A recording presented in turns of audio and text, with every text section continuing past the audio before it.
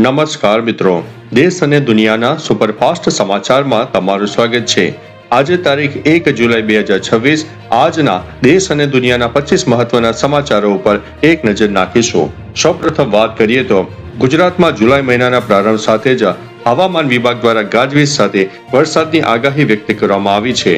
આજે સુરત, નવસારી, વલસાડ, તાપી, ડાંગ, નર્મદા, ભરૂચ, છોટા ઉદેપુરમાં yellow alert જારી કરવામાં આવ્યું છે। હવામાન વિભાગના મતે 2 જુલાઈથી રાજ્યમાં વરસાદનું જોર વધશે। 3 અને 4 જુલાઈએ દક્ષિણ ગુજરાતના જિલ્લામાં અતિથી અતિ ભારે વરસાદની આગાહી વ્યક્ત કરવામાં આવી છે। મહત્વનું છે કે આ વર્ષે જૂન મહિનામાં રાજ્યમાં સરેરાશ વરસાદમાં 80%ની ઘટ નોંધાઈ છે। જોકે હવે જુલાઈમાં મેઘકૃપા વરસવાની સૌ કોઈ રાહ જોઈ રહ્યા છો। આગળ વધીશું અને વાત કરીશું દેશમાં મંજૂર થયેલા 12માંથી 6 સેમિકન્ડક્ટર પ્રોજેક્ટ ગુજરાતમાં જોવા મળ્યા છે। ગીર પંથકમાં 30 સિંહને પાંજરે પૂરવામાં આવ્યા, વન્યજીવ પ્રેમીઓમાં રોષ ફેલાયો છે। પશ્ચિમ બંગાળની વાત કરીએ તો રાજકારણીઓ પર ઈંડા ફેંકવા બાબતે કોલકાતા હાઈકોર્ટનો સરકારને મોટો ઠપકો મળ્યો છે। રાજ્યસભામાં વધ્યો છે એનડીએનો દબદબો, 2/3 બહુમતીથી માત્ર 11 ડગલા દૂર છે, વિપક્ષની વધી રહી છે ચિંતા।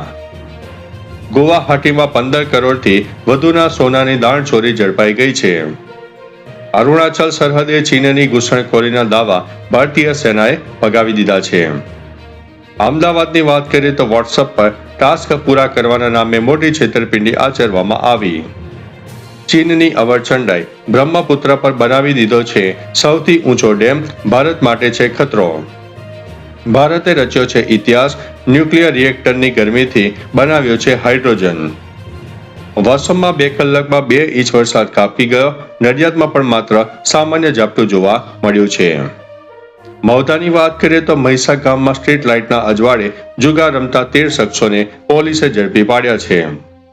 કપડવંજની વાત કરીએ તો પરિણીતા પર ઘરના કામકાજ અંગે શારીરિક તેમજ માનસિક ત્રાસ ગુજારતા ફરિયાદ દાખલ કરવામાં આવી છે।